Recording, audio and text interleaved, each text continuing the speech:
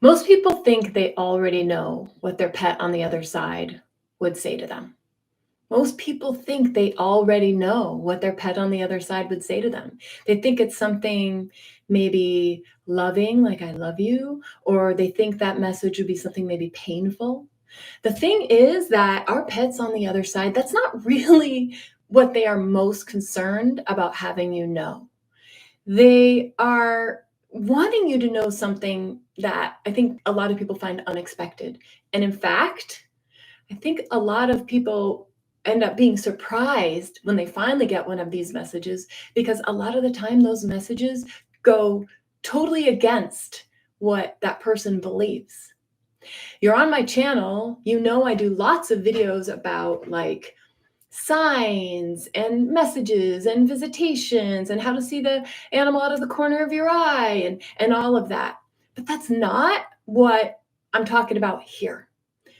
These are not the flickering lights and feathers and cardinals messages from your pet on the other side here. We're talking about big, deep stuff here. We're talking about the soul level stuff. So what does your pet on the other side really desperately want you to know? Like, what are they just trying to get through to you? That when you get it, it's going to help you. Today, I'm going to share 5 of the most powerful messages that I've received from pets on the other side at this deeper, bigger level. You know, not the messages like, I see you cooking dinner and stuff like that, but the big stuff. And if you've been grieving your pet, or if you're like, are they okay? What is happening? I feel terrible here. I don't know what to do. These might be the messages that you really need to hear.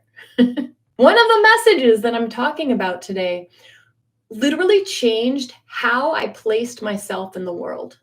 Not when I got it, like, not when I heard it, not when I heard it like in the way that, like, intellectually heard it, like, oh, that's a thing. But when I finally got it, I changed how I placed myself in the world. So, what I want to do is before we like get fully into the 5 ways, is I want to ask you, what message do you think your pet has for you from the other side? And if you can put it in the chat comment thing, I'd like to know what you're thinking now. And then I want to see how that changes. The first one, and I wrote these out in the animal's language because I wanted you to hear it from their point of view. When I do animal communication readings and I connect with an animal, sometimes they speak in sentences, and I feel like that's going to be the easiest way to share these with you. So the first one is, I didn't suffer the way you think I did.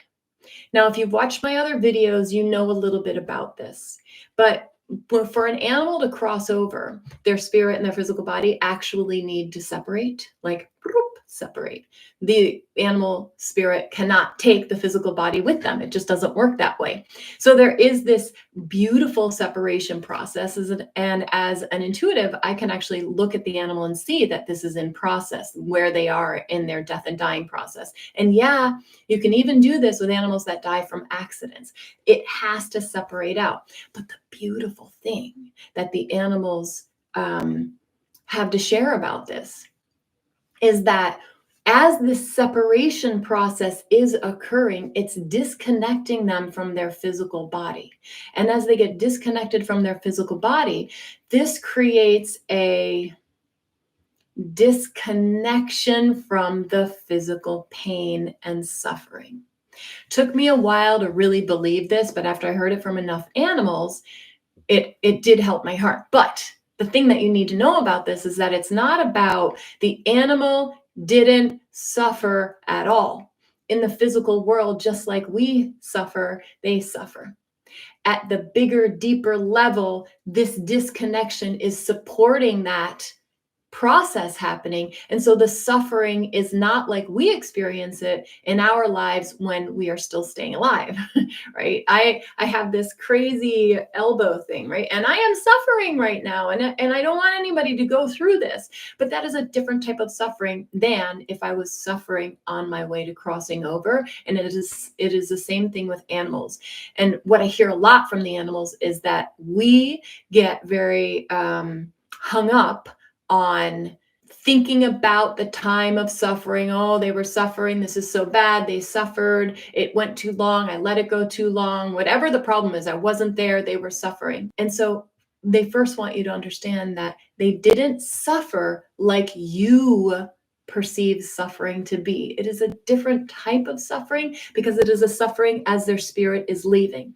Yes, they're suffering, but it is not at the degree that we, with our human brains, can only imagine or can imagine because we are not in this. We are not in that process. So that disconnection between spirit and physical body serves a greater purpose. And it helps our hearts when we can pull ourselves away from, was there suffering? Oh no, the suffering. Oh no, the suffering.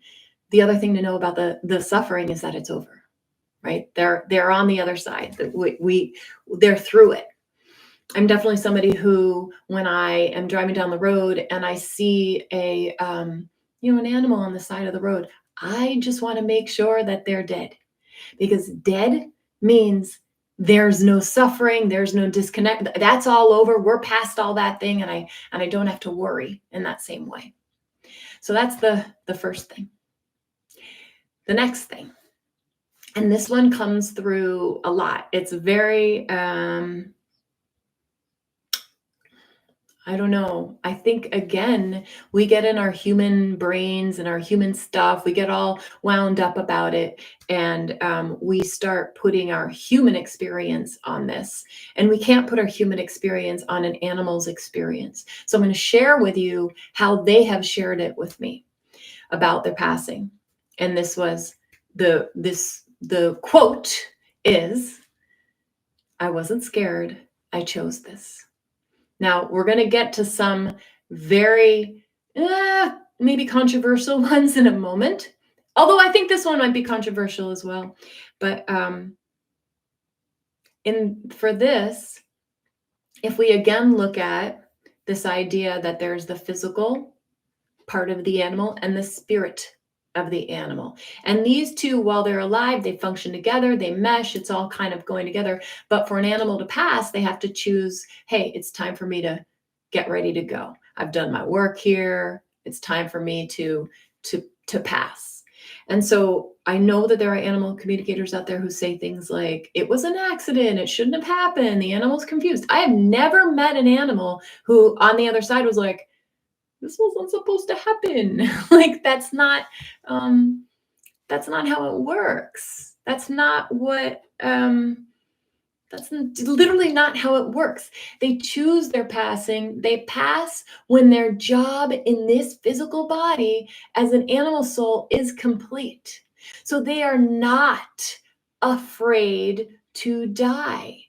That is not a thing for them. In fact, connecting with an animal who's about to die, who's in the death and dying process, or who is has passed, there's, I don't know, love in it and acceptance, and there's positive feelings and emotions about it. They planned their passing. They chose their passing.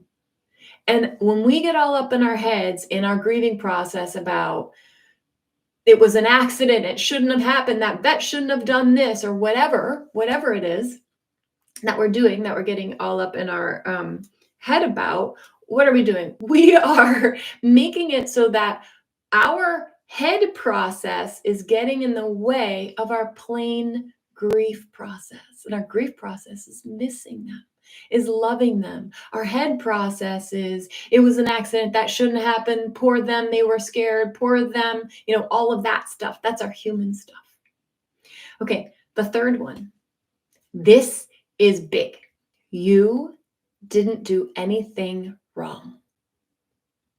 As a human, as a loving human, as a human who has an animal in their life that they're like so into and they want to give everything to, we tend to get in our head about, I wish I'd done this, done that, I feel so bad. Like, we beat ourselves up, we rehash the past, we get mad at this person, we feel like we could have done better. And you know what's crazy is so many people that come to my channel literally did everything humanly possible, and yet they're still beating themselves up.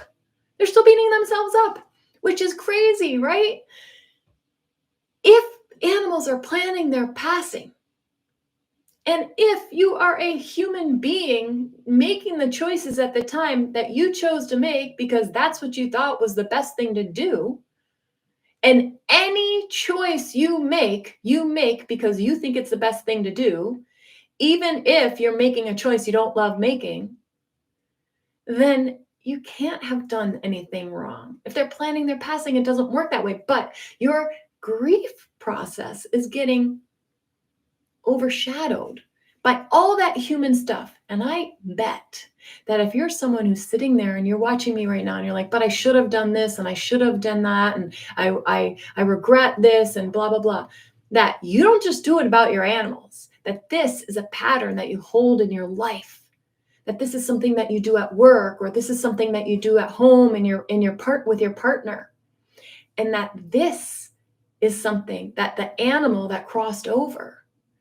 they actually want you to notice and work on. Think about what a big deal it is. Here, you're having the opportunity to explore those feelings and those emotions of feeling bad and feeling regret and feeling like you didn't do it well enough, etc., through this relationship with your pet on the other side. And by exploring that and admitting it and looking at it like, all right, this is something that comes up for me. This is something that I do. Maybe it's not accurate.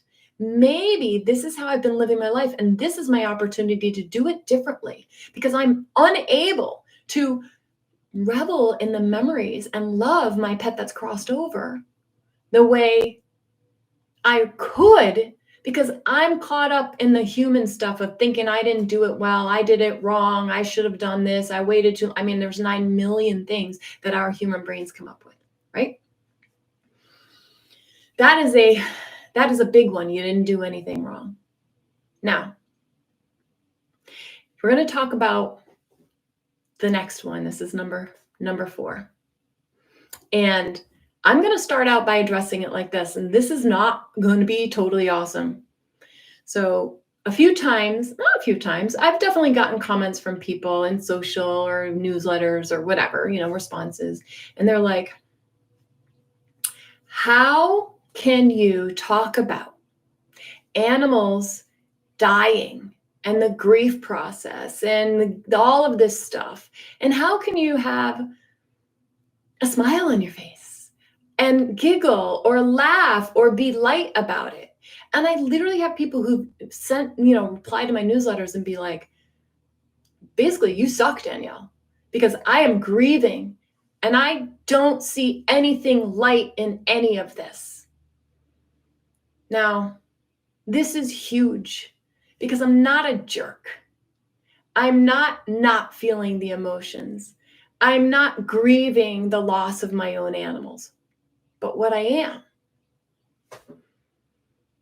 is I deeply understand how animals view their death and what their purpose here is.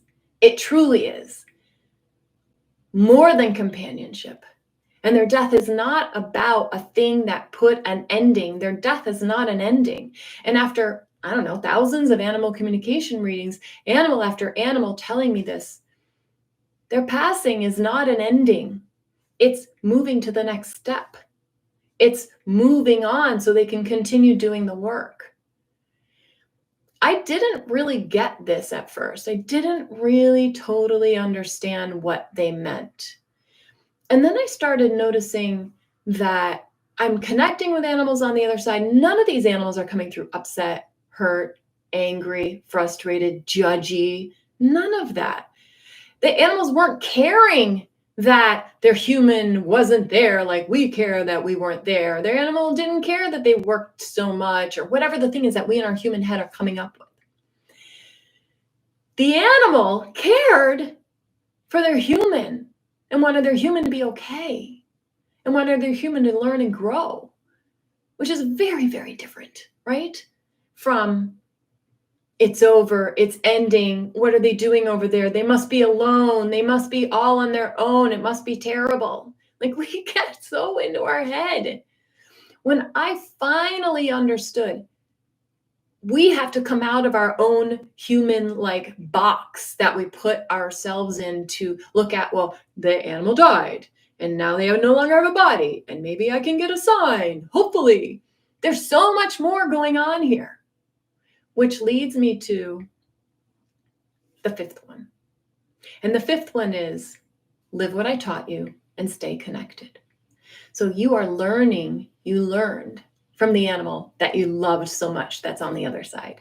You learned deep soul level lessons. They gave it to you. They shared with you. They taught you. They brought your crap up so that you would notice it and deal with it, most likely to make their life better, but in turn, it makes your life better. Like they did all of that for you. When they leave their physical body, they are not leaving the relationship. They are not leaving teaching you. The majority of the animals that I connect with are actually leaving physically in order to continue on with you, in order to stay connected with you and help guide you to take the lesson you learned through that animal and maybe start applying it to humans, which is really incredible. And if you want to understand more about how these lessons work, I will link to my soul contracts video so that you can deeply understand, or you can get my animal lessons book. But this whole thing with the animals and our love for them, it's not just companionship. They're literally helping us grow and evolve. So take what you received, what you learned and mastered from that animal. And instead of beating yourself up, sitting in guilt, doing all of that human stuff that we do, honor them by actually taking the lesson and applying it elsewhere. And by continuing your connection with them, by talking to them, even though they're on the other side.